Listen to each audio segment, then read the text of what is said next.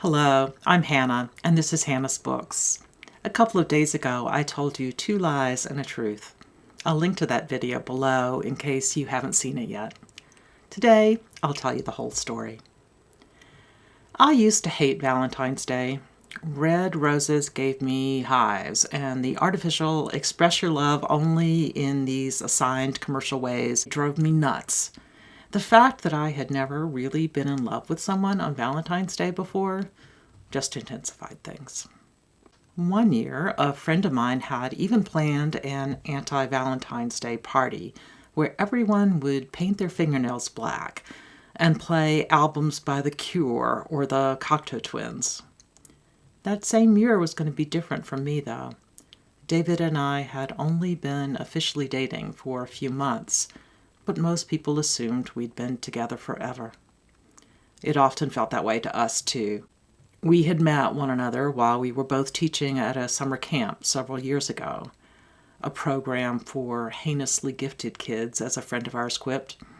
After a brief conversation across the table in the cafeteria, or in the mailroom, depending on whose version of the story you're hearing, we sat on a bench outside, where we talked and talked and talked about everything important in our lives, our intellectual interests, our favorite authors, our family backgrounds, the importance of our brothers in our lives.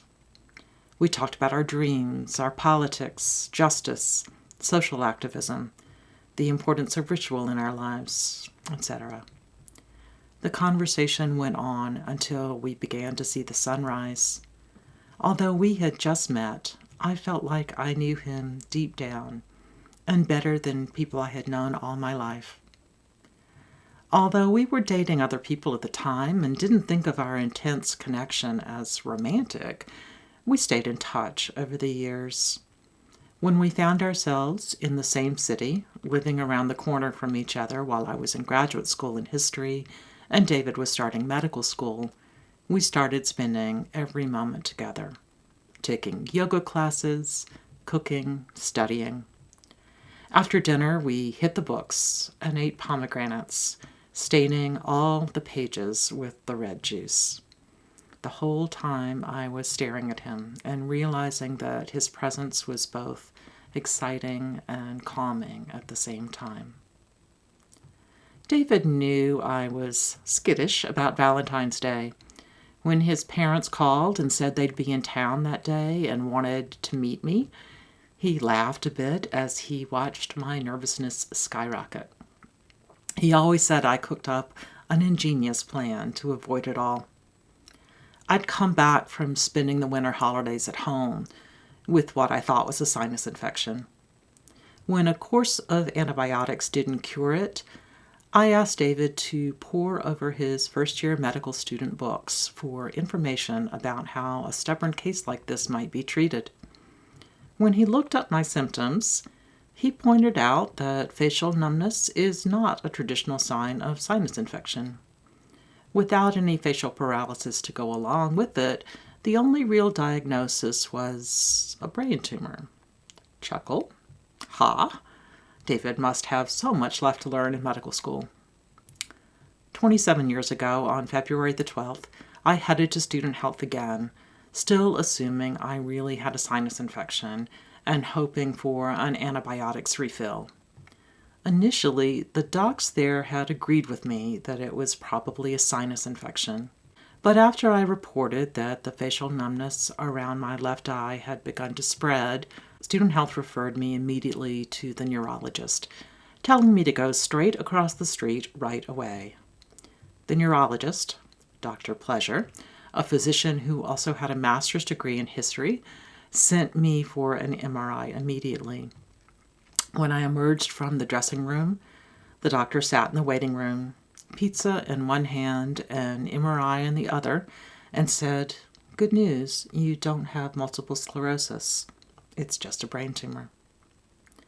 Everyone was surprised to discover that my tumor was actually on the right. The 7-centimeter plus tumor was pressing on my brainstem, smooshing the facial nerves on the left against the inside of my skull. I spent the rest of the morning being admitted, sneaking home, a 10-minute walk, to get pajamas and lots of books to read. I was studying for my comprehensive exams and calling my family.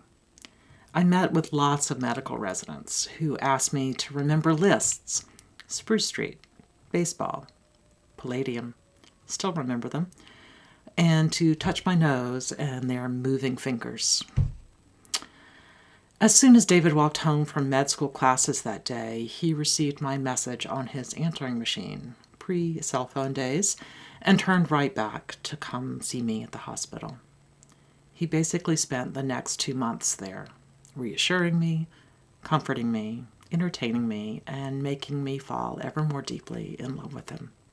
I also called my parents. My mother flew up on Sunday, February the 14th. Although I did not get to meet David's parents that day, he very unexpectedly got to meet one of mine. The surgery on February the 16th lasted almost 24 hours. I still think they must have ordered out for pizza and a movie.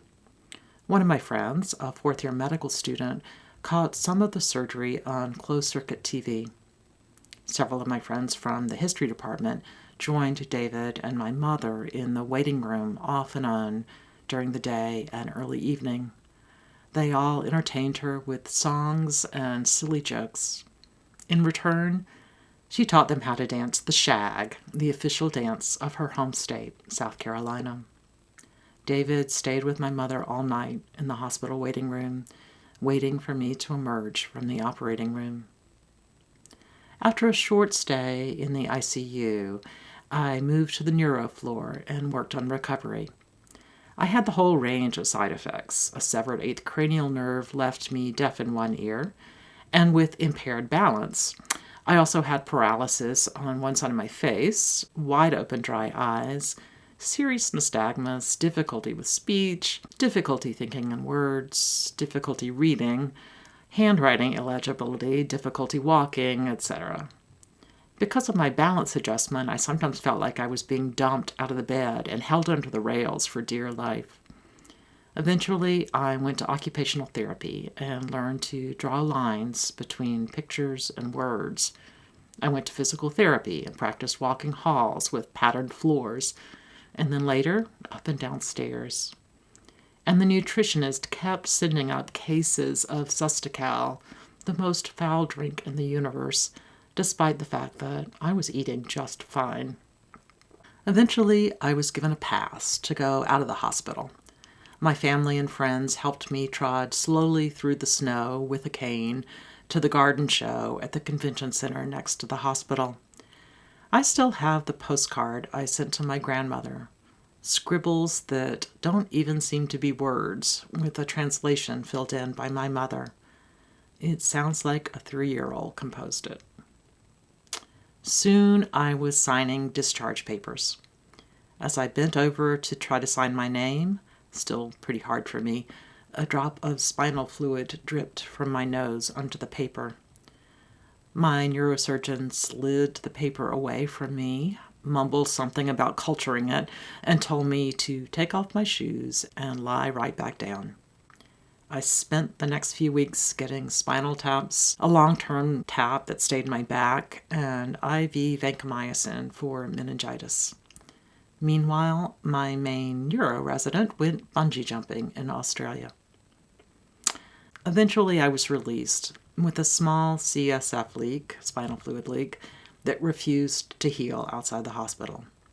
On April Fool's Day, my ENT told me I'd be coming back for a second surgery to correct the leak.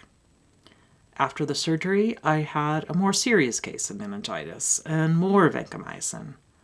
I eventually went home with an IV line in my arm, a refrigerator full of IV antibiotics, and no remaining veins. Before my doctors cleared me to leave town overnight, David and I drove from Philadelphia to D.C. in his old clunker for the 1993 GLBT March, just for the day. His car was an old beater with a Fisher-Price toy phone. He loved to joke that it was his car phone. I spent my birthday with hundreds of thousands of other protesters on the National Mall.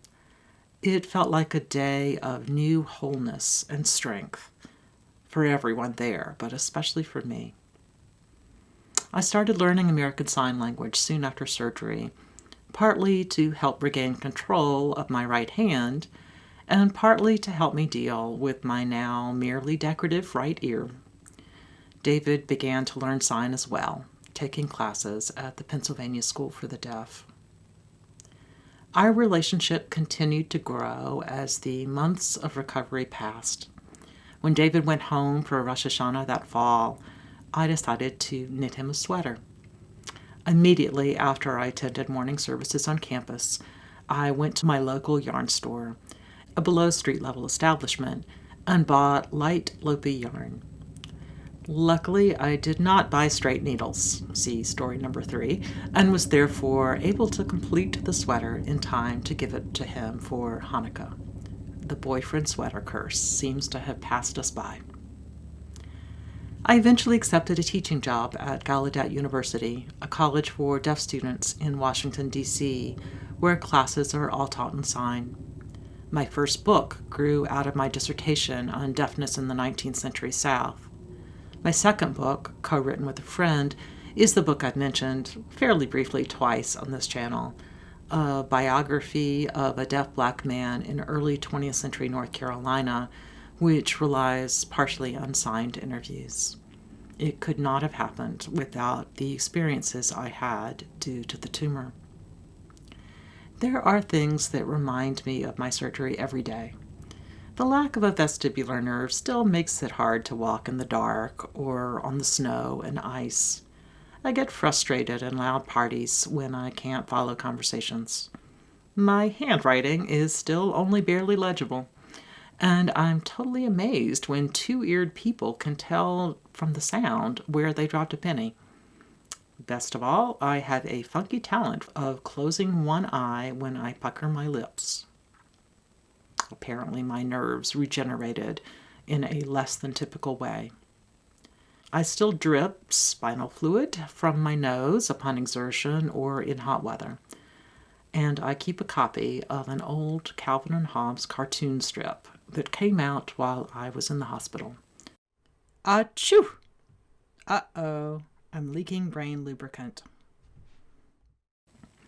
Since my surgery, I've met many people who've had the same kind of non-cancerous tumor I had, some whose tumors were quite small, and others more like mine, many of whom had much more difficult experiences. And I've watched people I love, including David, be diagnosed with terminal brain cancer with its short prognosis. Sometimes I feel very guilty that despite the fact that I had a very large tumor and a lot of immediate side effects, 2 years after surgery, I was, well, not exactly my old self, but a very grateful human being living a new kind of life with new expectations and new goals.